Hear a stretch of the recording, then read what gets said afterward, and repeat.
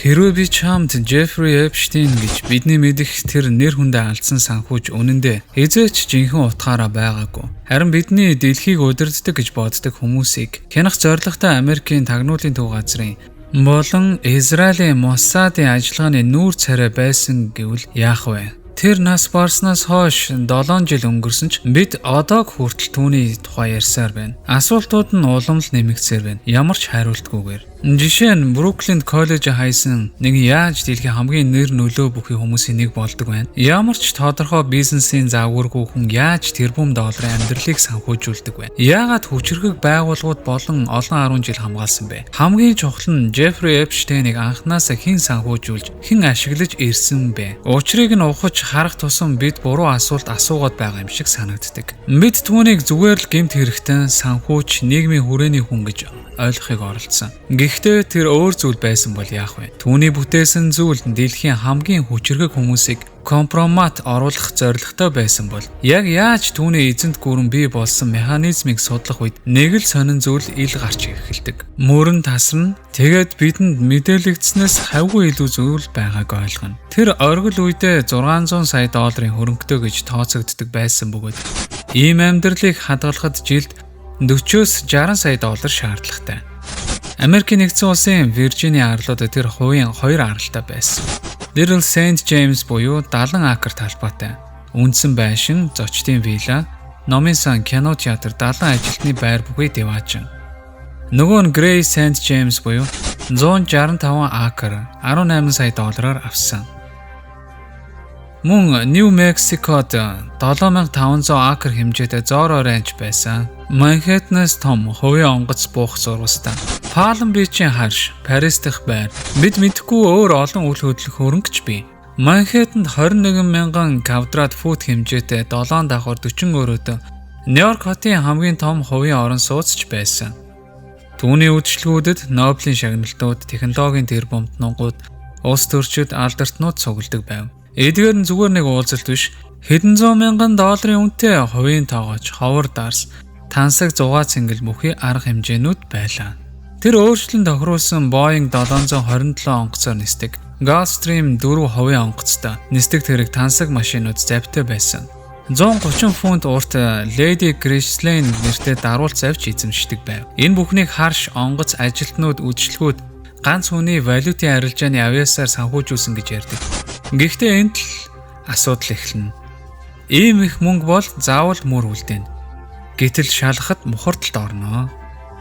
Нэгдүгээрт 100 сая доллароос дээш хөрөнгө удирддаг хээж сангууд SEC-д улирал бүр 13 F тайлан өгдөг. Энэ бол хууль. Гэтэл Эпштейний 20 гаруй жилийн хугацаанд нэг ч удаа ийм тайлан гаргаагүй. Хоёрдугаарт жинхэнэ хээж сангийн ажилуулахын тулд томоохон банк брокерийн харилцаа хэрэгтэй. Гэтэл түүний нэр дээр ийм харилцааны ямар ч баримт байгаагүй. Гуравдугаарт тэр валют арилжаа хийдэг ч гэж мэдэгдсэн. Гэвч ийм хэмжээний арилжаа зах зээлийг хөдөлгөх ёстой. Үлдсэн заавал байдаг. Санхүүж Эрик Вайнштейн хэлэхдээ хэрвээ тэр үнэхээр тэрбумын хэмжээтэй валют арилжаа хийдэг байсан бол зах зээлийг хөдлөх ёстой. Тийм зүйлийг нууцаар хийж дараа нь ул мөргөө болгоно гэдэг боломжгүй лээ. Тэр Эпштейнтэй 2004 онд уулзахад тэр хүн өөрийн мэргэжлийн талаар ярьж чадахгүй байсан. Вайнштейн түүнийг сонин валют арилжааны талаар мэдлэггүй хүн гэж тодорхойлсон. Тэр уулзалт их л эвгүй санагдсан гэж тэр дурдсан. Тэр уруулын буудаг шиг камертай зүйл над руу чиглүүлсэн байсан. Бас ширээн Америкийн далбаагаар бүтээсэн авс шиг урт нарийнхан байсан. Намайг кофега асгаж өөрийнхөө улсын далбааг бохирдуулахад хүргэх мэт надад санагдсан. Энэ яг л кино зохиол шиг сонсогдож байна. Хамгийн түгшүүртэй нь Эпштейн, Вайнштейнийг хэвлэгдээгүй бараг хэнд ч мэдэгдээгүй математикийн судалгааны талаар маш нарийн хувийн мэдээллүүдийг мэдэж байсан. Вайнштейн тэр уулзалтаас гарч ирээд эхнэрлүүгөө залгаж дагжин чичирмээр дүгнэлт хийсэн. Уулзалт дуусмагц би шууд эхнэрлүүгөө залгаад би сая нэг хиймэл бүтцтэй зүйлтэй уулзчихлаа гэж хэлсэн. Эхнэр нь энэ юу гэсэн үг вэ гэж асуугаад энэ хүн өөрийгөө гэж хэлээд байгаа хүн биш байна. Хэн нэгэн энэ хүнийг өөр зүйл мэт харагдуулахын тулд бүтээсэн байна гэж хариулсан. Тэгэхээр Эпштейн үнэхээр тийм бүтээл байсан байж магадгүй. Гэхдээ хэн түүнийг бүтээсэн бэ? Ямар зорилгоор? Одоо үүнийг ойлгохын тулд Жефригийн өнгөрсөн үеэр гэж харцгаая. Тэрээр 1953 онд Бруклинд дундаж амьдралтаа гэр бүлд төрсөн. Аав нь Нью-Йорк хотын паркийн газарт ажилладаг байсан. Түүний бага наснд онцгой, баян, нөлөө бүхий хүн болно гэсэн ямар ч шинж тэмдэг байгаагүй. Тэрээр Купер Юнионд богино хугацаанд сурч дараа нь Нью-Йоркийн их сургуульд шилжсэн ч аль алинд нь төгсөөгүй юм. 1974 онд дөнгөж 21 настай коллеж төгсөөгүй. Энэ залуу яаж хийж яваад Манхэттны хамгийн нэр хүндтэй сургуулиудын нэг болох Dalton School-д багшаар оржээ. Тэр Нью-Йоркийн хамгийн баян айлуудын хүүхдүүдэд математик, физик заадаг байсан. Түүнийг ажилд авсан хүн бол сургуулийн захирал Дональд Барр юм. Ирээдүйн ерөнхий прокурор Уильям Баррийн аав мөн тагнуулын төв газрын өмнөх байгууллага болох OSS-д ажиллаж байсан хүн юм. Тэгэхээр тагнуулын холбоотой хүн яагаад ямар ч шаардлага хангахгүй 21 настай залуу ийм нэр хүндтэй сургуульд ажилд авсан бэ? Энэ бол Эпштейний амьдралын эхлэл болсон хачирхалтай боломжуудын нэг юм. Дараа нь 1976 онд тэр Wall Street-ийн нэр хүндтэй Bear Stearns банкнд орсон ч удалгүй тодорхойгүй нөхцөлд гарч тэр бомбнуудад зөвлөх үйлчилгээ үзүүлэх болсон байна. Гэвч олон жил ажиллахдаа боддоор батлагдсан ганц хүн үйлчлүүлэгчтэй байсан ба тэр нь Leslie Wexner юм. Тэр бол Эпштейний өөрийгөө гэж хэлдэг байсан бүхнийг боддоор бүтээсэн хүн. Victoria's Secret, Abercrombie, Fitch зэрэг олон компани эзэн Америкийн хамгийн том хувцас үйлдвэрлэл түгээлтийн эзэнт гүрнийг байгуулсан жинхэнэ тэрбумтан. 1980-ад оны сүүл гэхэд Wexner хэдэн тэрбумаар үнэлэгдэх хөрөнгөтэй болж Mega Group нэртэй нууцлаг байгууллагыг байгуулсан. Энэ нь Израилийг дэмждэг Америкийн хамгийн баян 20 орчим еврей бизнесмэнүүдийн бүлэг байсан бөгөөд жилд 30 мянган Америк доллароос дээш татвар төлдөг байв. Энэ бүлэгт Ronald Lauder гэх хүн байсан бөгөөд тэрээр Эпштейний хуучин ажлын газрын холбоотой хүн мөн Дональд Трампын дотны найз юм. 1997 онд Америкийн нэгдсэн улсын NSA Израилийн тагнуулын албан хаагчдын харилцааг барьж авчээ. Тэд Америкийн нууц баримт тулгаалах өндөр үнцэнтэй их сурвалж ашиглах тухай ярьж байсан. Үүнийг NSA-гийн хуучин ажилтан John Schindler судалж Mega Group болон Эпштейний санхүүжилт хоорондоо холбоо байж магадгүй гэж үзсэн. Бид Mega Group-ыг Израилийн тагнуулын байгууллагууд нөлөөлөл тагнуулын ажиллагаанд ашиглаж байсан байж магадгүй гэж мэднэ. Мөн энэ бүлгийг Эпштейнийг санхүүжүүлж байсан тэрбумтай хамтран байгуулсан. Энэ түүх бүр хачирхалтай болно. Учир нь Wexner-ийн өмнөх татврын хуульч Артур Шапиро тангарагтны өмнө мэдүүлэг өгөх юм мафийн маягийн аллагад өртөн амиа алдсан юм. 1980-ад онд эсвэл 90-ад оны эхээр Wexner Victoria's Secret-ийг эзэмшиж байсан. Эпштейн шиг хүний хувьд энэ бол алтны уурхай байлаа. Тэрээр өөрийгөө авьяас илрүүлэгч гэж танилцуулж загвар өмсгч болохыг хүссэн охтыг Victoria's Secret-тэй холбоотой мэт итгүүлэн зураг авна гэж дуудаж дараа нь бэлгийн хүчирхийлэл үлддэг байсан.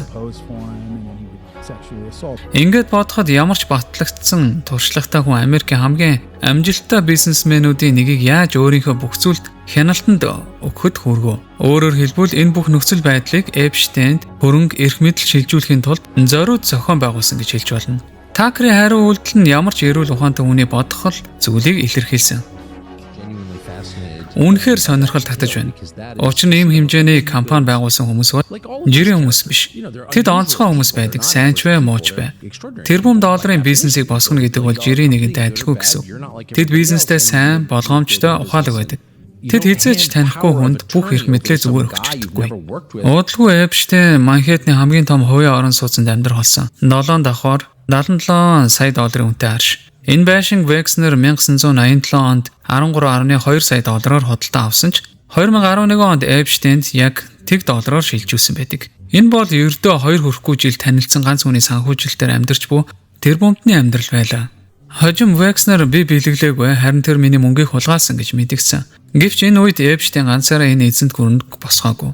Түүний хажууд нэг эмэгтэй байсан. Түүний оролцоон Эпштейн үнэндээ хэн байсан талаар асар их асуулт төрүүлдэг. Тэр бол Ghislaine Maxwell. Тэр Роберт Максвелл гэдэг хэвлэл мэдээллийн магнатын охин байсан. Роберт Максвелл 1991 онд нууцлаг байдлаар нас барсан бөгөөд үүнээс илүү олон асуулт түүнд үлдсэн. Түүний амьдрал маш хачирхалтай дэлхийн 2 дугаар дайны үед тавчлагаас цогтож дараа нь Британий улс төрч болж олон том хэвлэлийн компанийг худалдаа авсан. Гэвч түүний үйл ажиллагаа нь харанхуй тал байсан.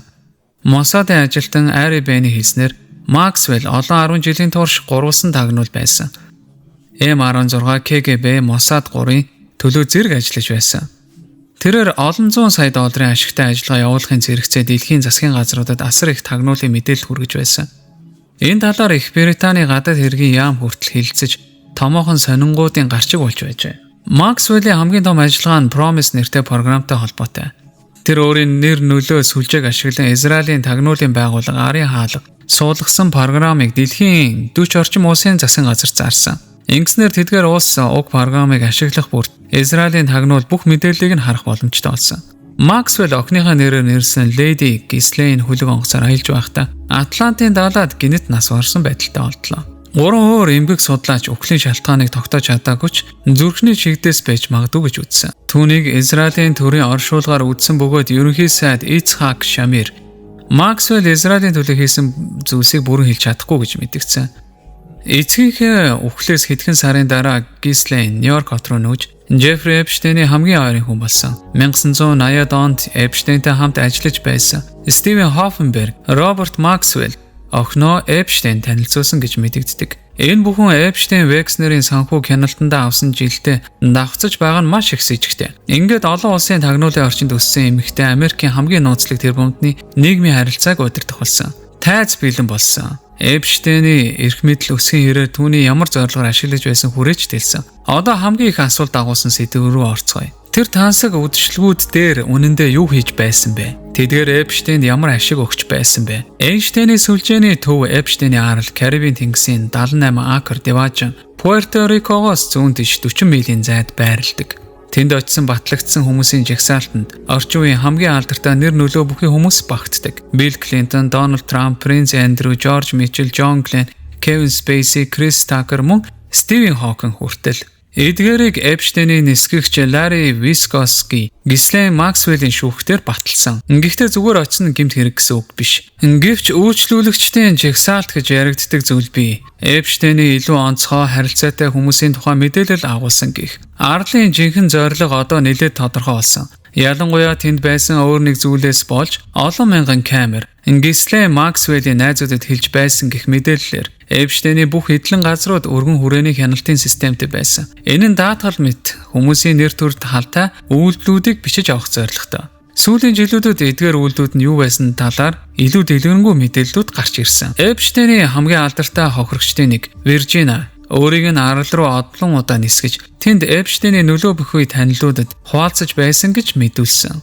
Тэр арал нь прокуроруудын хэлснээр олон 10 эмэгтэй оролцсон системтэй хүчирхийллийн төв болсон. Өөрөөр хэлбэл энэ бүх нөхцөл байдлыг Эпштейн хөрөнгө эрх мэдэл шилжүүлэхийн тулд зориуд зохион байгуулсан гэж хэлж болно. Тэр арал бол илүү том харанхуй сэтгэл зүйн дарамтын тайз зөвхөн нэг хэсэг байсан. Векснерээс Эпштейнд шилжсэн Манхэттны харшин түүний үйл ажиллагааны илүү хачирхалтай талыг харуулдаг. New York Times доторх зургийг нийтлэхэд яг л солиорл мэт харагдсан үүдэнд нь хүрээлүүлж байсан хиймэл нүднүүд оруулж ирж буй хүн бүрийг харж байгаа мэт жигшүүртэй огтох хэсэг. Таазнаас олсноос зүгцсэн хормын даашинцтай эмэгтэй баримл яг л анхааруулга шиг. Хананд нь Билл Клинтоныг даашин зөмснөр дүрсэлсэн зураг. Мөн дэлхийн хамгийн нөлөө бүхий хүмүүсийн хамт Эпштейний зургууд байдаг. Паплан, Йон Паул II, Фидель Кастро, Илон Маск, Мик Жаггер, Дональд Трамп, Мелания Та, Билл Клинтон гэх мэт. Билл Гейтсийн гарын үсэгтээ би буруу байсан гэж бичсэн долларын дэвсгэр хүртэл байв. Номын тавиур дээр дунд насны 90 бага насны охинд татагдах тухай өгүүлдэг шуугантай романы анхны хэвлэлж байсан. Лолита хэмээх хэвлэлийн тухай яриад байна. Гэхдээ хамгийн чухал нь өмнө нь дурдсан зураг юм. Өөдөнд нь шууд харагдах том тосон зураг. Ерөнхийлөгч асан Билл Клинтон цагаан ордны өрөөнд цэнхэр даашинз улаан өсгий дүмсээ тоглон сууж байгаа дүрслэл. Энэ бүхний өгүүлэх мессеж нь тодорхой. Ерөнхийлөгч байсан хүн хүртэл доромжлогдож компромат орж илэг дог болж чадна гэсэн. Тэгэхээр энд хинч аюулгүй биш юм. Хэрв чи Эпштейний ертөнцид орсон бол Чалидийн барьцаалагдсан. Мөн мэдээж хаа сайгүй камер байсан гэх яриа бий. Эпштейний эсрэг анхны холбооны мөрдөх товчооны гомдлыг 1996 онд гаргасан Мария Фармер гэдэг бүсгүй. Харш дотор нууц хаалганы цаана хяналтын өрөө байсан гэж ярьдаг. Тэнд олон дэлгэц байрлаж, унтлахны өрөө, угаалгын өрөөнүүд байрлуулсан камеруудын бичлэгийг харуулдаг байсан. 2019 онд FBI-ийн Манхэттны харшийг нэгчгэд хадгаламжийн хайрцагнуудаас нэр тайлбартай CD-нүүд олдсон. Залуу нэмхэн нэр гэх мэт.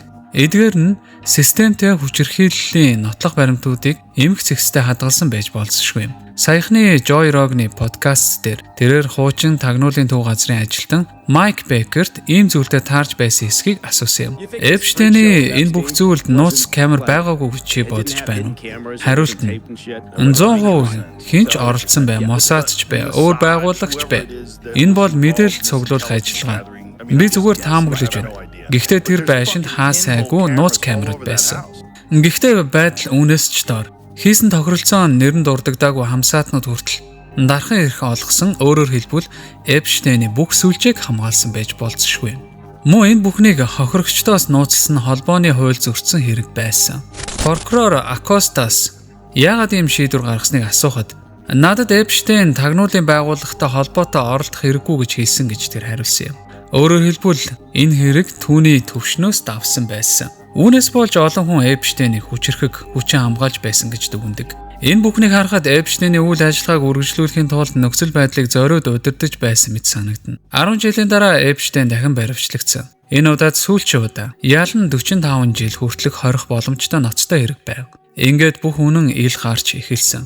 Интернетийн эрен үед илэрхээр бүртгэгдээгүй магадгүй энэ ажиллагаа нь одоо бүх хүнд ил болж эхэлсэн юм. Олон 10 жилийн турш дэлхийн хамгийн нөлөө бүхий хүмүүсийн компроматыг цуглуулсан хүн эцэст нь шоронд орсон. Хүмүүс уурлаж ийм зүйл нууцаар явагдаж байсныг гайхаж байв. Хүн бүр хариулт хүссэн. Энэ нь яг л Eyes Wide Shut кино шиг зүйл байсан юм уу? Гэнэт Эпштейний хамт зураг авахулж байсан бүх улс төрч алдартай бизнесмэнүүд тайлбар хийх гэж ярив. Тэр үед ерөнхийлөгч байсан Трамп 2002 онд Эпштейнийг хамгийн сайн найз байсан, сайн залуу гэж хэлж байсан. Мөн үзэсгэлэнтэй эмэгтэйчүүдэд дуртай, зарим нь залуухан гэж ярьж байсан талаараа тайлбарлах хэрэгтэй болсон. Трамп тэд өмнө нь муудалцсан Эпштейнийг Мария Лагосоос хөөсөн гэж хэлсэн. Гэхдээ он сар нь байнга өөрчлөгдөж байсан. 2004 он юм уу 2007 он юу гэх мэт. Харин Эпштейн өөрөө тэднийг 10 гаруй жил хамгийн сайн найзууд байсан гэж хэлж байв.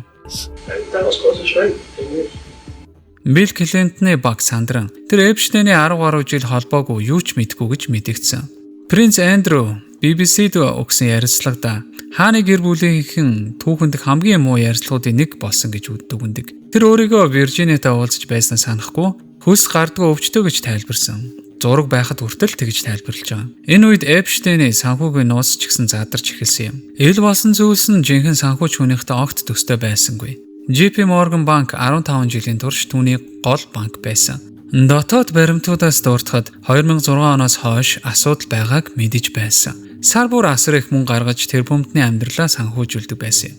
Гэвч түүнийг баян үйлчлүүлэгч авчирдаг тул арга хэмжээ аваагүй. Ахлах удирдах ажилтан Джесси Стейли Эпштейний 1200 имэйл солилцож хувийн аралтанд хүртэл орчиж байжээ. Имэйлүүд нь Snow White буюу цасангуй гэх мэт хачирхалтай ойлгомжгүй үгс давтагддаг байсан.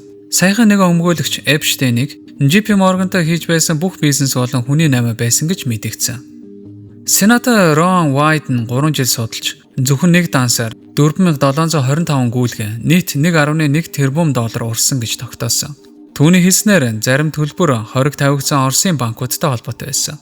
Нийт 4725 гүйлгээ 1.1 тэрбум доллар ганцхан дансаар 4,725 wire transfers adding up to nearly $1.1 billion flowing in and out of just one of Mr. Epstein's bank accounts. Эпштейнд яг юу тохиолдсныг бид мэдэх бах. Гэхдээ юмс зөрж байна гэж хэлэх нь энэ 10 жилийн турш хамгийн дутуу хэллэг байж магадгүй. Юуны өмнө түүний 20 хүрээний гадна 2 камер хоёулаа эвдэрсэн байсан. Түүнийг 30 минут тутам шалгах ёстой байсан харгалзагчид гинэт унтаад 8 цагийн турш хуурамч тэмдэглэл хөтөлсөн юм. Түүний өрөөний хамтрагчийг өмнөх өдөр нь гаргасан. Оронд нь хүн оруулаагүй юм. Харин дөрмөр бол хяналтанд байгаа хүнийг ганцаарнг нь үлдээх ёсгүй байдаг. Бүхнийг бичих ёстой байсан хяналтын бичлэгийг дараа нь шалгахад Adobe Premiere Pro ашиглан засварласан мета мэдээллээр илэрсэн юм. Шинжээчид шалгахад бараг 3 минутын бичлэг алга болсон байсан. Засгийн газрын албан тушаалтнууд зөвхөн нэг камер ажиллаж байсан гэж мэдгдсэн ч үнэндээ тухайн хэсэгт 11 камер байсан. Тэдний ихэнх нь Эпштейний өвклийн өмнөх нь учир битүүлгээр ажиллагаа болсон. Нью-Йорк хотын шүүх эмч албан ёсны дүгнэлтийг дэмжсэн ч Эпштейний гэр бүлээс хөлсөлсөн эмгэг судлаач доктор Майкл Баден тэрт боомлогдсон байх магадлал өндөр гэж мэдгдсэн. Тэр өдөр яг юу болсон гэдгийг бид хизээч мэдэхгүй байж магадгүй. Гэхдээ Эпштейний эргэн тойрны эмх замбраагүй байдал улам бүр нэмэгдсэн. Түүний хамсаатан Максвелл Эпштейний дараа баригдсан ч саяхан Трампын шийдвэрээр бага хамгаалалттай 20 ангиас хамгийн бага хамгаалалттай газар шилжсэн юм. Энэ шинэ газар нь шорон гэхээс илүү кампус шиг ихэвчлэн алдартнуудад зориулагддаг гэдгээрээ нэртэй юм. Хүний 8-ны хэрэгт буруутгагдсан хүнийг ингэж шилжүүлэх нь маш ховор байдаг. Тэр нь бүр Трампын орлогч ерөнхий прокурор Тодд Бланчтай уулзнаас ердөө 7 хоногийн дараа болсон үйл явдал. Тэгэхээр ингээд нэг бодоод үзээрэй. Ингэж л шударга ёсны систем үйлдвэрлэлийн хэмжээний хүчирхийлэлтэй харьцаж байгаа юм. Эпштейний сүлжээтэй холбоотой бусад хүмүүс илүү муу хувь заяатай тулгарсан. Виржиниа, Австрали дахь ферм дээр амиа хорлсон гэж мэдээлсэн. 2017 оноос хойш Эпштейнийг буруутгасан 3 хүн нас барсан болж байгаа юм.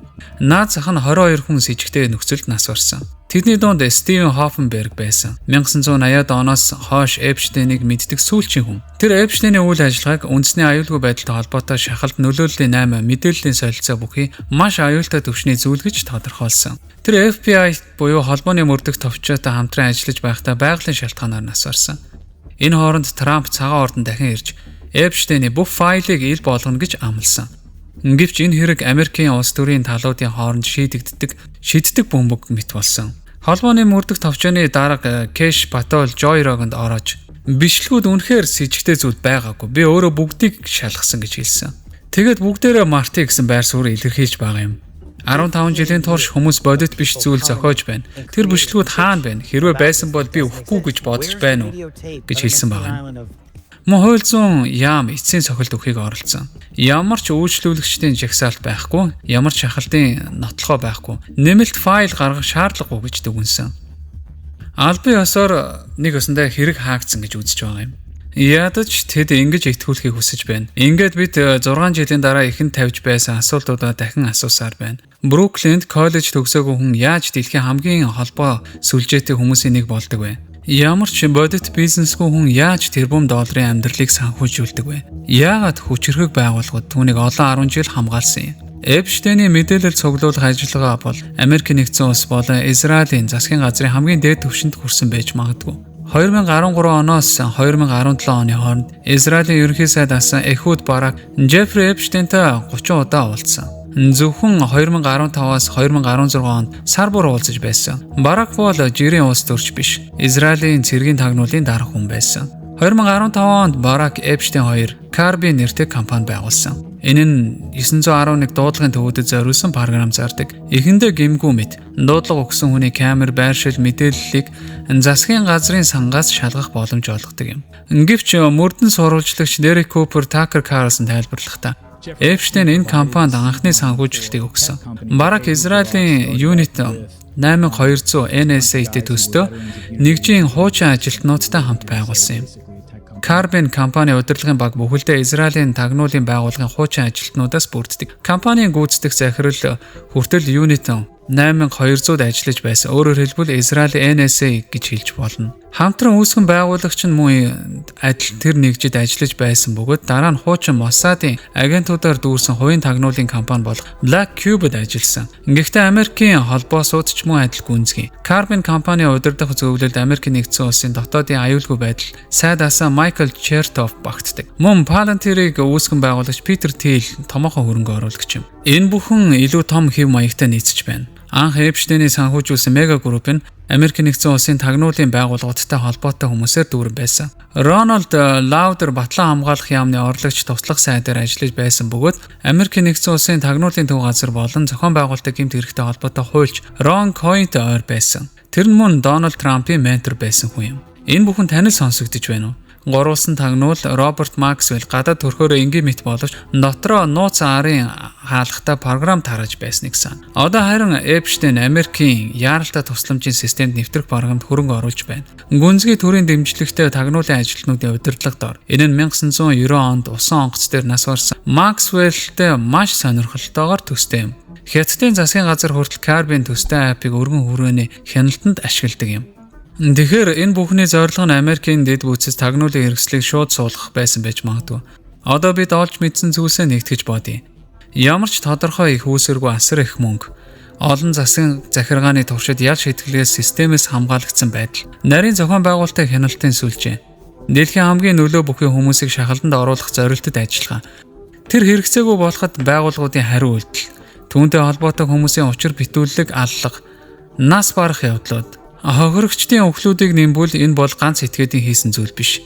Энэ нь олон 10 жилийн турш үргэлжилсэн ерөнхийлөгчид, ерөнхий сайд нар, технологийн тэрбумтнууд, гадаадын хаад ноёдыг хүртэл барьцаасан ажиллагаа байж магадгүй. Хүчирхийлэл зорилго нь биш, арга хэрэгсэл байсан. Жинхэнэ зорилго хөшүүрэг буюу нөлөөлөх хүч. Максвеллийн гэр бүлийн тагнуулын холбоосууд, Лесли Векснерийн тайлбарлахад хэцүү санхүүжилт, Акостагийн хэлсэн тагнуулын хамгаалалт, мөн өмнө нь дурдсан NSA-ийн ажилтан Шон Шиндлерийн дүгнэлт, олон зуун хохирогчтой олон 10 жил үргэлжилсэн ийм хэмжээний ажиллагааг явуулахын тулд баггүй айрам хэрэгтэй. Шиндлерийн эцсийн дүгнэлт.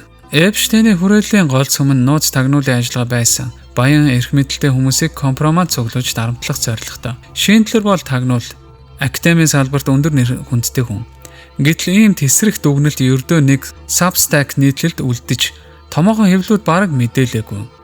Ер нь энэ түүх 7 жилийн турш үргэлжилж байхад хэвлүүд хангалттай анхаараагүй. Хэдэн 10 жилийн турш хамгийн галзуу түүхүүдийн нээж байж болох атал. Гэхдээ Эпштейний зүгээр нэг хүн гэж харахаа болж олон их сурвалжийн хэлдэг шиг бүтэц гэж ойлгож эхлэхэд бүх зүйл илүү ойлгомжтой болно. Тэр бол зүгээр л утсан хүүхэлтэй. Вайнштейний хэлснээр бид зохион байгуулалттай хийсвэр бодит байдалд амьдарч байж магадгүй. Бид бүгд өөр өөрийн Truman Show-д амьдарч байна. Эпштейнгийн энэ бүтэц устгагдсан байж магадгүй. Гэхдээ түүнийг бүтээсэн хүмүүс, түүний ард байсан систем одоо ч гэсэн сүүдэрт хэвээрээ үлдсэн. Ямар ч хариуцлага хүлээгээгүй, хохирогчдын ихэнх нь дуугүй болгогдсон. Харин гэмт этгээдүүд хамгаалагдсан. Ажиллагаа ил болсон ч систем нь одоо ч оршсоор нөлөөсөөр байгаа. Энэ нь хоол баян эрх мэдэлтнүүдийн ертөнцид болж байгаа мэт санагдаж магадгүй. Гэхдээ аимшигтай үнэн нь энэ бүх зүйл хаа сайгүй нөлөөлж байна. Бидний сонгож буй удирдагчид, Нобелийн шагналтнууд, соёлыг бүтээгчид, нийгмийг удирдах буй хүмүүс бүгд шахалтанд орсон байх боломжтой. Энэ бол жинхэнэ түүх. Ганц хүний гэмт хэргийн тухай биш, харин эрх мэдэл хэрхэн ажилтгийг харуулсан илчлэлт юм. Тагнуулын байгууллагууд хяналтгүй ажиллаж чаддаг тухай, баян хүмүүсийн хуулиас дээгүүр оршдог тухай, ардчилсан байгууллагууд сүүдэрт ажилдах хүчнүүдэд баригдаж болдгийг харуулсан жишээ. Энэ түүх мартагдаагүй. Яагаад гэвэл бидний ертөнцийн тухайн асуултууд хэтэрхий чухал юм. Джеффри Эпштейн үнэндээ хэн байсан, хэн дүүлчилж байсан гэдгийг бид бодиттой мэдэх хүртэл эдгээр асуултууд бидний үргэлж зовоосоор байх болно.